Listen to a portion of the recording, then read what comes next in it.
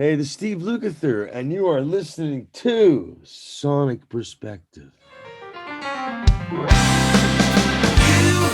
think I'm a snake in the grass, but not so fast. Check yourself for a serpent soul.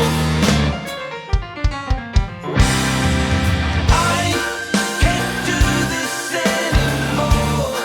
Can't take the fall. I won't be your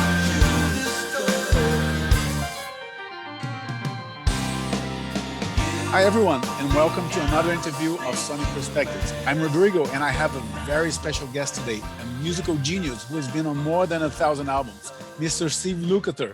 Steve, what's happening? How are you, man? Good morning. Very good, very good. I'm here in 2 feet of snow in Toronto, but I feel blessed because I'm listening to your Yeah. new album. I found the sun again, and I feel Oh, like I'm in California. California's nice, man. It's a beautiful sunny day, blue skies. We had wind yesterday, so it's clear as hell. So it's nice. That's why we live here. Awesome, awesome. Well, let me talk about this album, and it's been released in tandem with Joseph Williams' album, Denizen Tenant. That's a rather unique way to release an album. Tell me Well, about that decision.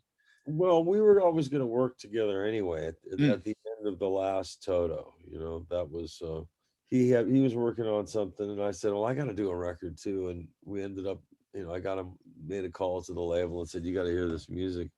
And I thought, well, you know, Toto 2019 is over. That version of it. Joe and I were going to work together anyway, so I said, "Well, let's put the records out the same day, and right. we'll kind of help each other promote each other's records." Since we all worked on it, David Paich, myself, and Joe worked on both records. Plus, Joe had a bunch of the old, sidemen guys, the guys that had been in and out of the band, legendary studio guys. Yeah.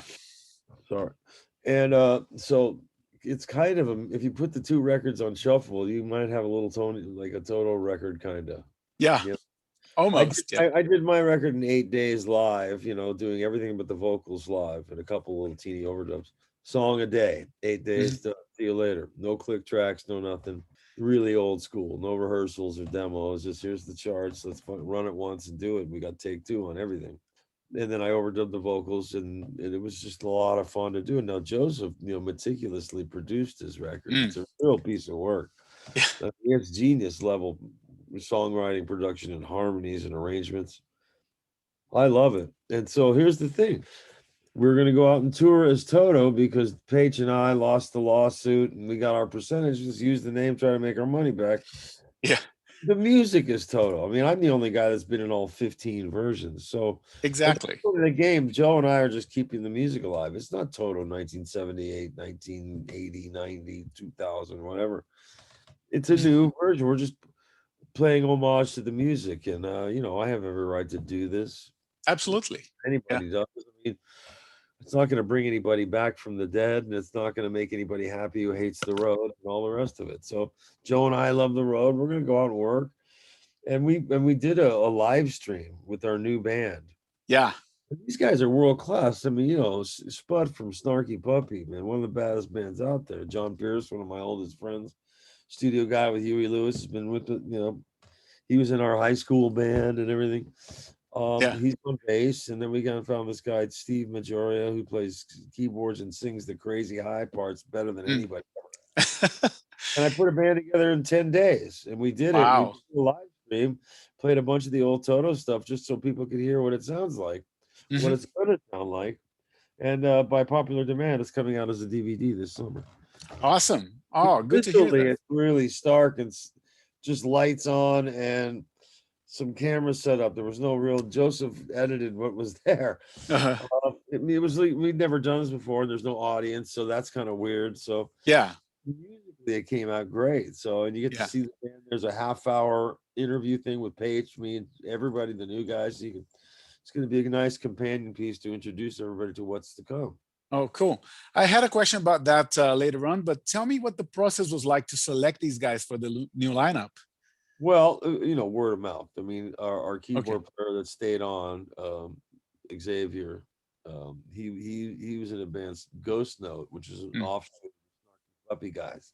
Hmm. So he says, "Well, Sput might be into it." And I said, "Well, Sput would be insane." Hmm. So I talked to him. He was way into it. It's not unlike what Journey's doing, actually. They got Narada, Michael Walden, and Randy Jackson as the rhythm section now. So it's really Yeah. funny. Neil and I cracked up with them. I said, "What are you doing?" I said, "Man, I had these cats before you. What are you trying to do?" And we were laughing about it. So it's two bands, but the music, again, I would say that the Journey music is going to still sound like Journey, but with a badass rhythm section. Not to say that the last one wasn't great, but Yeah. sometimes you got to move. It's got the music. Fresh blood makes the music fresh. Absolutely. It I does. mean, hold the Yeah. line playing fun again because I've been playing that since I was 19 years old. Yeah. And back to I Found the Sun Again. The title track is very personal and talks about your new girlfriend. I Yeah. bet she's happy with the homage to her, right? Oh, we were just goofing around in our house. We have nothing to Uh, do. Joseph is the only person allowed in my house. okay. He tests every week with us. He lives alone. He has a 3-month-old grandson. I have my 10-year-old autistic son. We can't get sick, so we have to take it real seriously. Yeah. So we have the pact and all that stuff. So, but he's been coming here since last March. So Hmm. he comes over and he just made these videos with an iPhone. No budget. Really. It's like Yeah. So we have fun with this. Yeah, it looks goofy and it's kind of a takeoff on 70s technology. You know what I mean, as far as film goes. We Hmm. didn't know what we were doing. A little green. So here's a green thing. Stand in front of this. It's goofy. It's not really supposed to be. No, it's a stupid video. It's like, guys, we're just trying to have some fun, throw some content out there. Yeah, you're supposed to laugh at me. That's what Yeah. the Run to Me video with Ringo was, me making fun of myself at home as an old rock star, Right. dad dancing in my living room, Yeah. No, I, that I'm was not awesome. taking myself seriously, guys. Come on. Uh-huh. It's a serious song, like the after the title cut, but we just did it. She's in it a little bit. It was just fun. We're stuck in our house. It's not, oh wow, we got something to do for a couple of days, Yeah. Right. You know Keep what I you mean? busy. And then it came out, we laughed, and I said, put it out there. So Joe started making these silly videos. So we did one for Africa after the band broke up Yeah. for a charity event. Hmm. It's got almost 1 million hits, and it's just Joe goofing around his house, and then came over to my house to watch me goof around. So we Yeah. started this goofy video thing. Yeah. It's No, over now. I'm not going to make any more goofy videos. Okay. that's all right. I'll take whatever we can get. That's fine.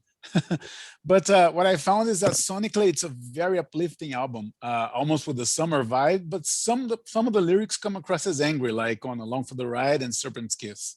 Yeah. I know Well, what you're referring to on those I don't lyrics, know but if I'm not saying who I'm referring to, but I mean, there's a lot of people that can make your life difficult. yeah, yeah, I I understand. didn't write these songs alone. Stan Lynch from Tom Petty and the Heartbreakers and Joseph helped me with the lyrics on a Okay, bunch of stuff.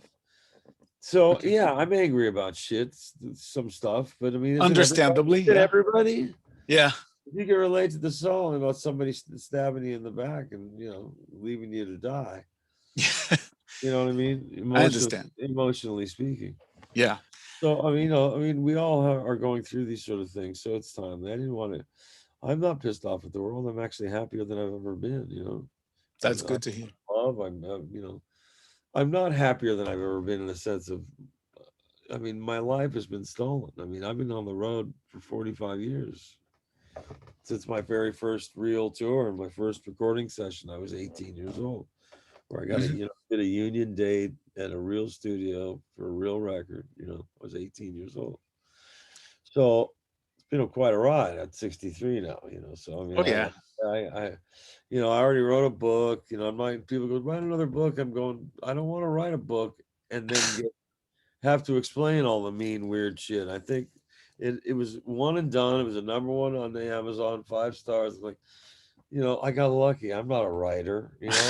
Insult to all guys that actually really are writers. I mean, I just Mhm. wrote a silly story about my life. I mean, sure, I could write an encyclopedia, but you know, it'll right. always be like, well, it's not as good as the first one, or there'll be negative things in it that I just don't want to dig up. Yeah, but there was a deal for the second one, or at least there was a discussion. No, There was. I have an offer on the table. It's whether I okay, want it or not. all I was right. going to call it the New Testament. That should be good. Yeah, I don't think I want to do that right. Not at this point. fair enough. How about the movie? Wasn't there like a discussion about a deal I about a have I movie? have a documentary that we've Hmm. started, but my director lives in the UK and he can't. Complicated. Yeah. We were way into it a year ago. Hmm. We were way into it. I had Slash and Ringo and my family, and it Oh was wow. trippy, trippy. Yeah. But I'm So not going to be able to finish it until he can travel over here again. yeah, yeah. I That's guess we'll going to have to be a wait and minute. see. Yeah, That's going to be a minute, sadly. yeah. Uh, Going back to the album, "Along for the Ride," is there a reference to "Won't Get Fooled Again" by the Who? No, well, it's not an exact. No. It's sonically a total homage. I mean, I've Yeah. dedicated it to Pete Townsend and the Who, and on the double album sleeve. There's extra credits, and I just went. I gave credit where credit was due. Mhm. So totally inspired by the Who. Awesome.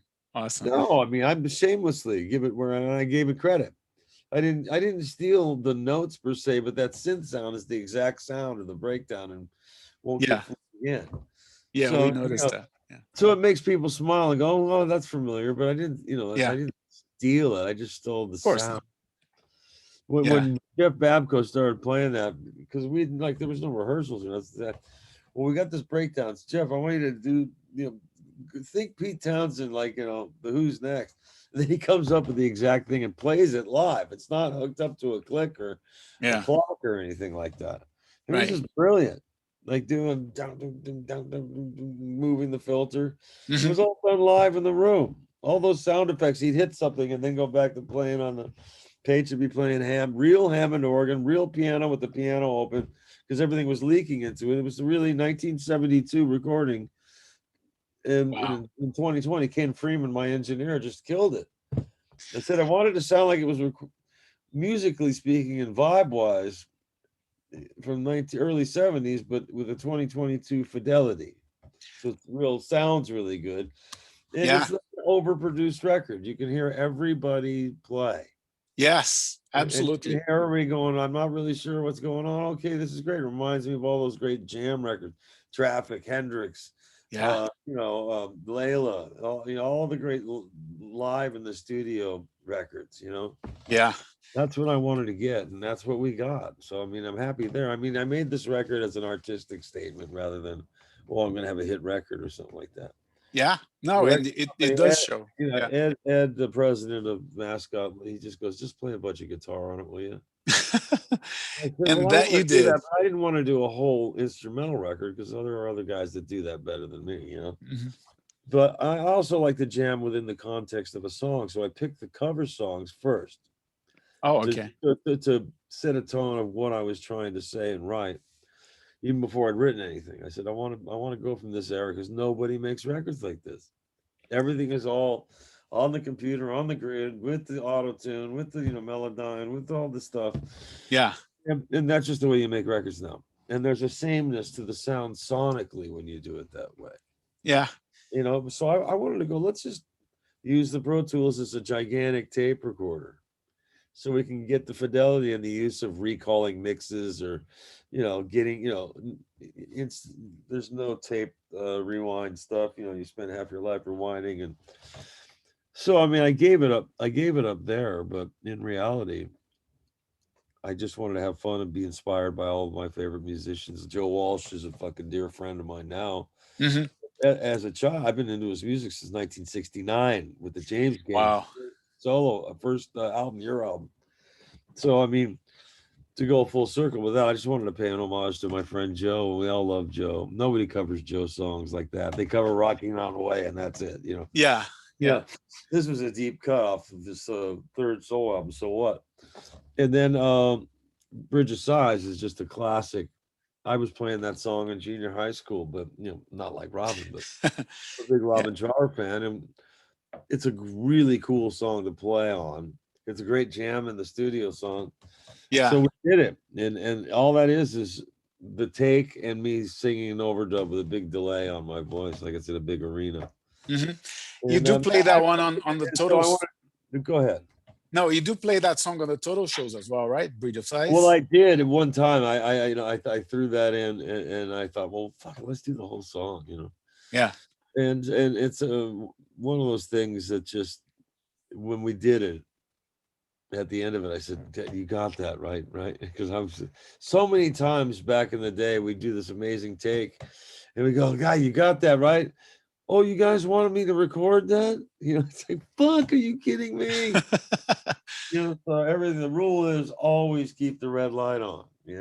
Right. Right. Awesome. Tell me about Run to Me. I think to me, it's a great example of how simple things sometimes give the song an extra flavor, like how Well, you yeah. stretch the notes on that song, right? Well, that was specifically written for Ringo for his Mm, 80th birthday in July. The record wasn't going to come out until now, hmm and I recorded it exactly a year ago. But the COVID and everything went crazy and all that shit. But we wrote this song. Everybody from the All-Starr band was, since we couldn't have a party for them because of COVID, we're hmm going to submit videos. So I said, better yet, we're going to write them a song. So David Paich, myself, and Joseph Williams wrote the song. And then I said, fuck. And Joe did a little bit of a demo, and then I put some guitars on it and stuff like that. And I said, well, let's get Ringo to play on it. So I called him up. He said, yeah, bring up the tape. And so we got it with his engineer, Bruce Sugar, and his videographer, Brent Carpenter, who's really all great friends of mine. And I snuck up there with the tape and got him. Me and Joe snuck up with the tape and masks and all that shit. And he did it for us, and we put it out in July because it's such a weird song. It doesn't sound like it even belongs on the record, really. Mm, But it's a part of me. And we wrote a Beatley, ELO, Tom Petty kind of song.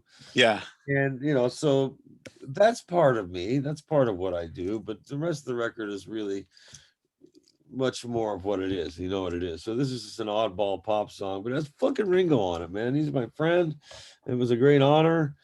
And that's part of what I do too. I love a simple rock song. You know what I mean? Oh, Simple yeah. rock song. Yeah. By the way, how did you get that feedback and that sustain on the riff there? If I tell you, I have to kill you. Come on. Don't tell me that. No, man, you just get, no, you just get lucky. Where I was standing, it just sometimes goes that way. Okay. I had, a Fair little, enough. I had some, extra little box on it, to give it more sustain and shit. Fair enough. Sometimes it jumps up the fifth or the octave. You know what I mean? It's just in the harmonics. Okay. Fair enough. It's one of those things. It's a very simple solo, but it sounds weird. I'm trying to think of, well, what would the Beatles do? I mean, Mhm. I wanted to do a melodic solo. I didn't want to, you don't shred over a song like that. No. So I wanted a nice. I thought, well, that's a really cool, nice little melody I came up with, but I want it to sound weird because it's a Beatley thing and all the Beatles shit. You got to have something weird in a Beatles song. Yeah. Now it's not a Beatles song, but I'm obsessed with the Beatles and have been. That's why I play music.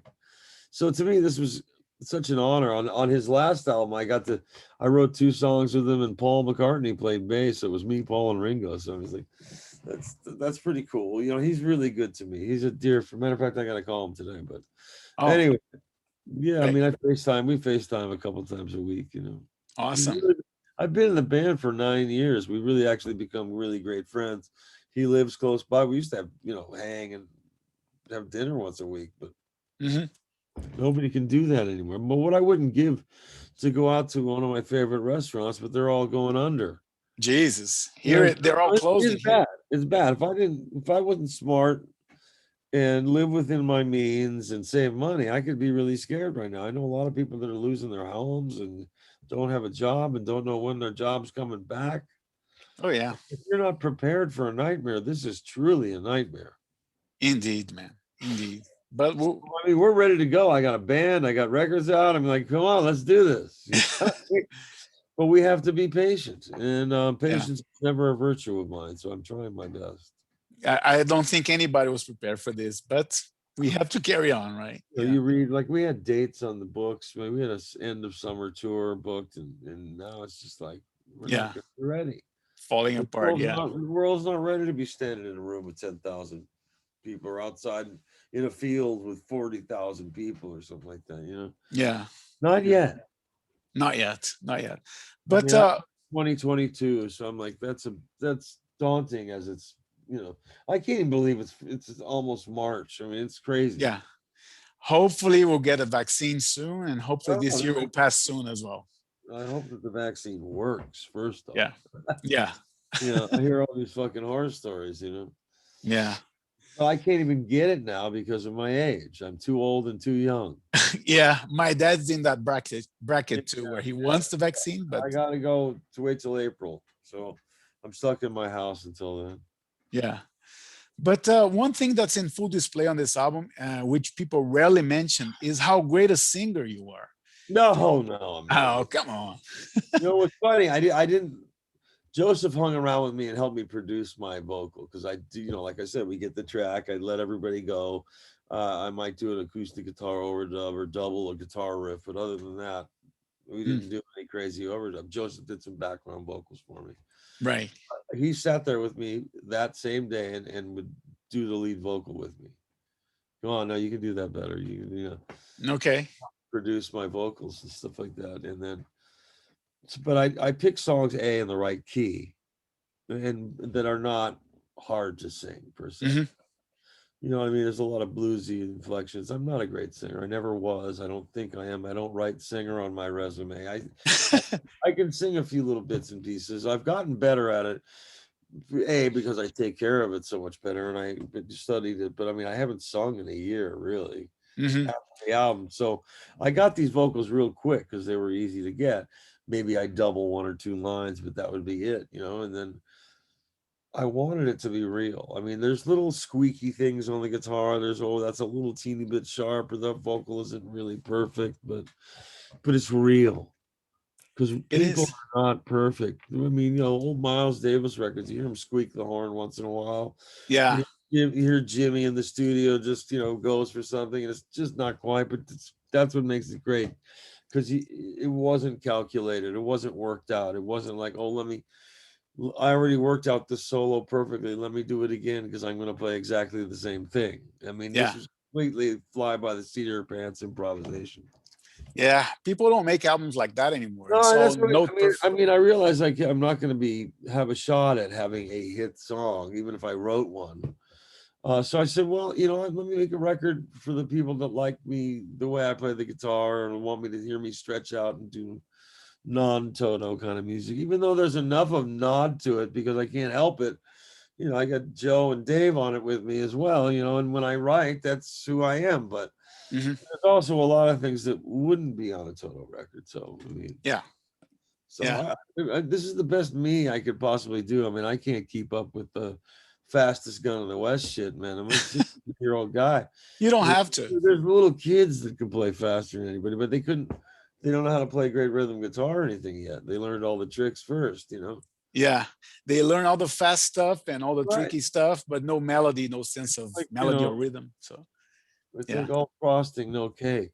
exactly. Yeah. But nothing wrong with that. I mean, if that inspires them to do it, and a lot of people just want to be hobby players and want to do that, and that's fantastic. That's great. But Yeah. if you want to be a real professional musician, which is, by the way, a really hard gig to get these days, even the professionals don't have gigs. But Yeah. you got to have more than that in your trick bag, man. You got to be able to play great rhythm and come up with great parts and have a great time and a great sound and be able to do it like that. Yeah. And All in the front of all people the too. crazy shit, you don't get to use that. Yeah. You know what I And mean? yeah. Unless you're doing your own gig or unless somebody specifically says, yeah, shred right here. Because most people, when you're making a record for them, don't want you to do that. Yeah. Much Yeah. rather give me something Dave Gilmour, give me something that I can sing. Yeah. Maybe you can sneak in a hot lick at the end just to show off, impress your guitar player friends. But music is not always about sports. Yeah. Yeah. And having said that, I love somebody that can shred and kill. I mean, I'm constantly baffled on a daily basis by some of the unknown guys or less known people that put up these videos and I just go, they're so good, I'll never be Yeah. there. So I'm refining my own little thing. Yeah. So Speaking that's of, what I did. I just said I'm gonna keep these solos live no matter what. uh-huh. So that makes you play it makes you think and play differently. So Yeah. Speaking of shredding, you did the G3 tour with Steve I Vai and did. Jose Triani a few years back. How did that feel for you? Were you like a fish out of water? Were you Terrifying. okay? But you gotta understand something. Joe and Steve have been friends of mine for decades. I Hmm. mean, literally 30 plus years. I adore them. They asked me, Joe called me on the phone and goes, hey, you want to go do Australia with G3? I'm like, me? G3? I go, these people are going to eat me alive. I go, I'm not that kind of a guy. I go, sure. He goes, yeah, man, you'd be great. Vi's like going, nah, man, you got to come. You'll be a great flavor for the thing. You're a G, man. You got to come. So I was able to bring my solo band in, and I refined the set list to do a little bit more of the instrumental stuff. And I sang a few of my bits and pieces, and I did my 40 minutes, and it was great, and I had the best time ever with those guys. I mean, the hang was the best part, and the audiences were real nice to me They because I would embraced you, right? I Yeah. would come out and go, well, this is, I said, it's really great to be here. The guys just wanted me to make sure that they had somebody to just, wake you up, and actually, I have no business being here. Oh, come on.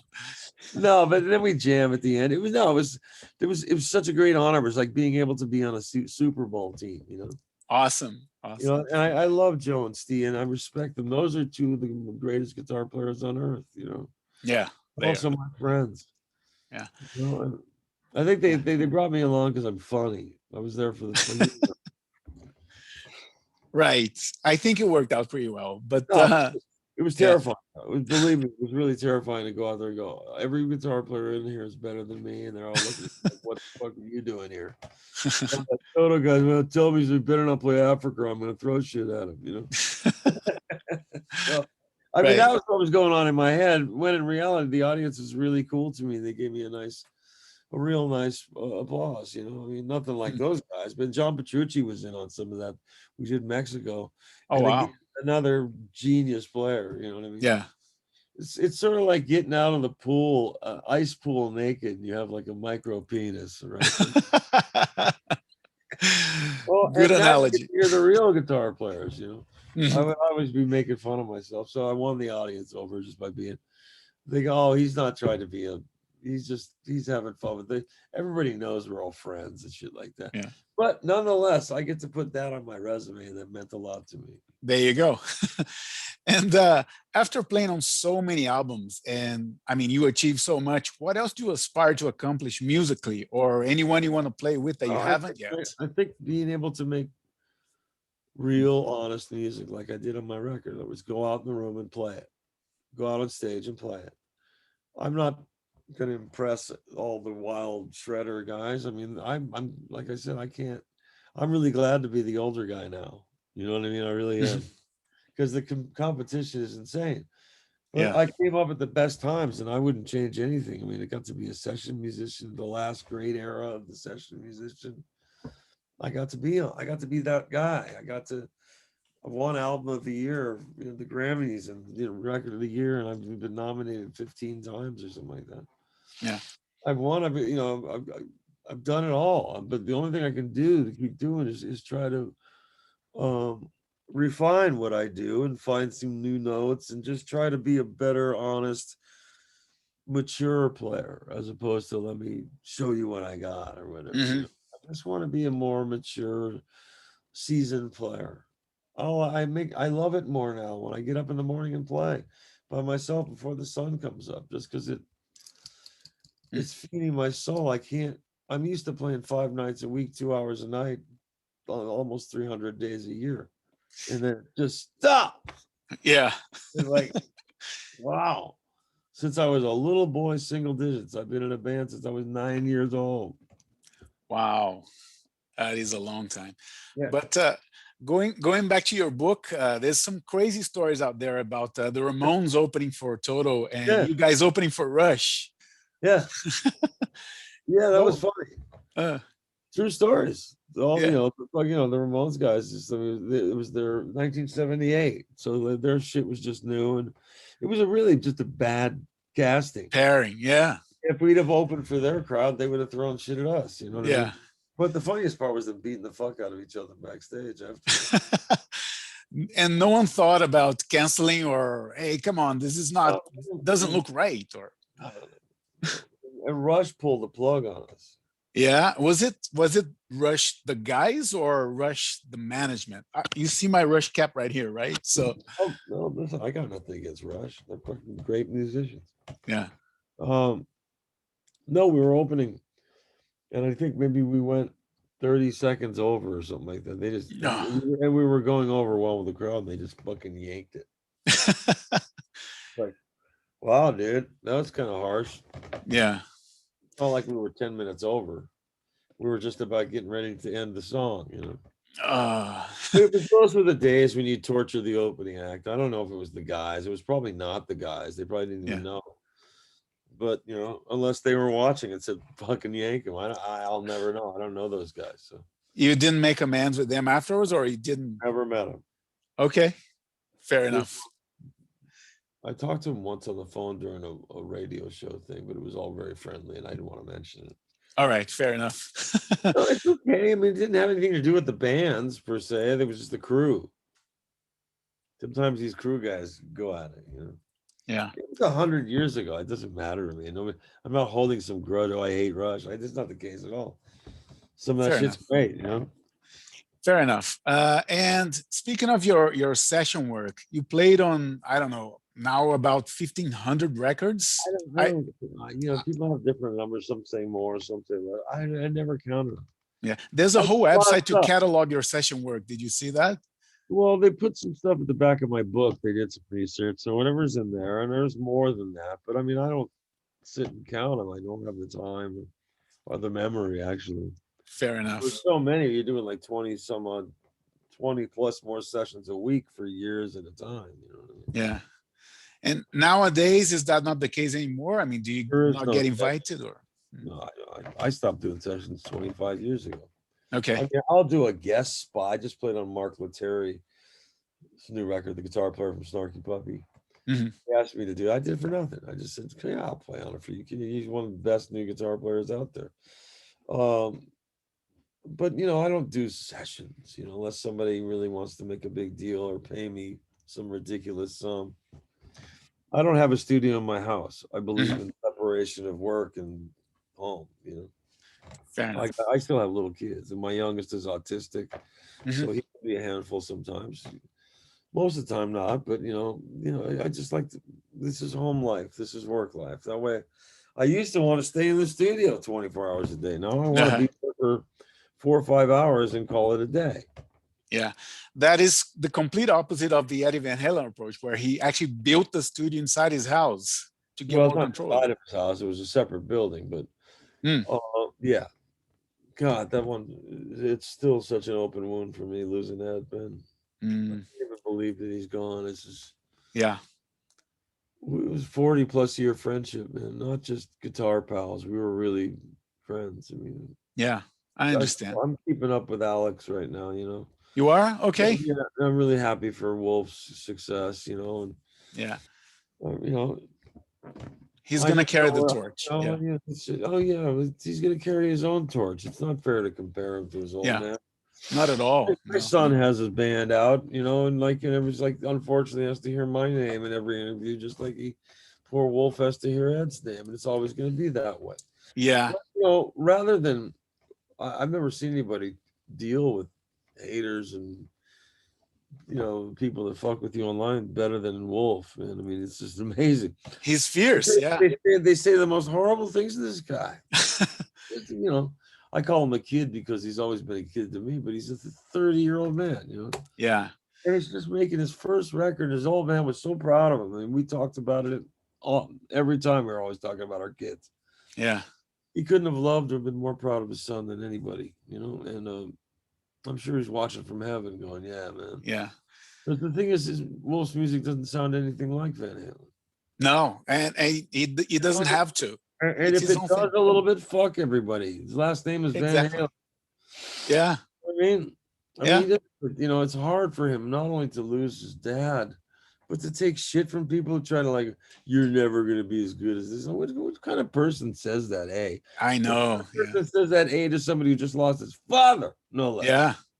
That's disrespectful. And, you know, Wolf and I are close. I mean, I you know, as a kid, it's just like my kids would come over and play with him. But I mean, aside from offering my condolences, my deep condolences, you know, I leave him alone. He's got his own shit. He's dealing with his own life.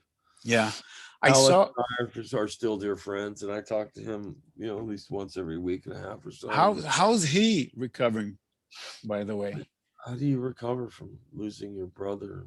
Yeah, You guys were like one person, you know. exactly. Yeah, Siamese brothers almost. I mean, I can't speak for anybody. It gets me in trouble. It's like Steve Lukather talks about Van Halen. I mean, it's like Yeah, every time I I'm not talk, after that, by the way. yeah, please don't do that, you know, Yeah, because that makes me look like a fool. And then everybody expects to hear some dirt, and they don't get any.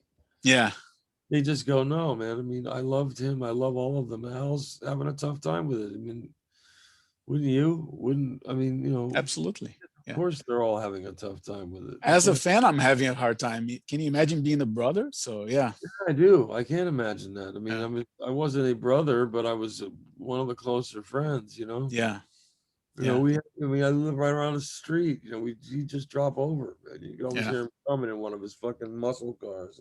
But yeah. yeah, you know, that was a rough one. I've lost too many of my best friends in the last few years. So what is the plan right now? I mean, are you gonna do a Toto album before you hit the road, or what's the No, story there? I don't think there'll ever be a Toto album again. Mhm.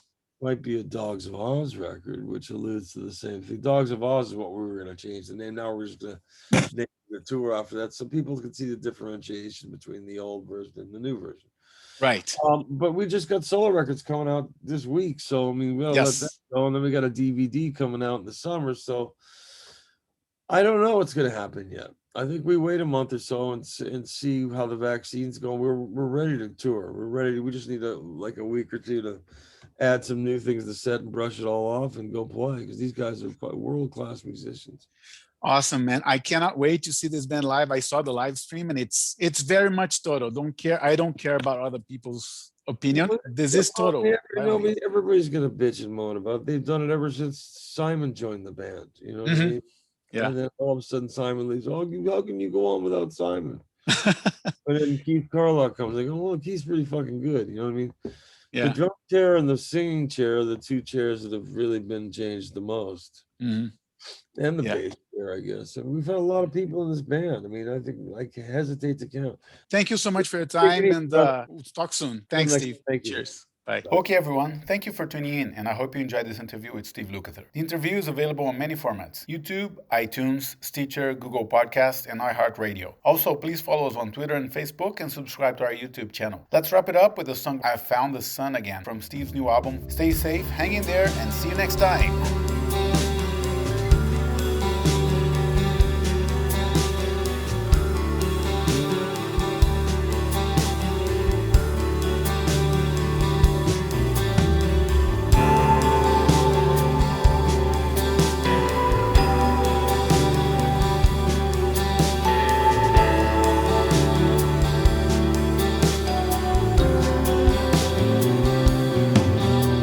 If there's a God out there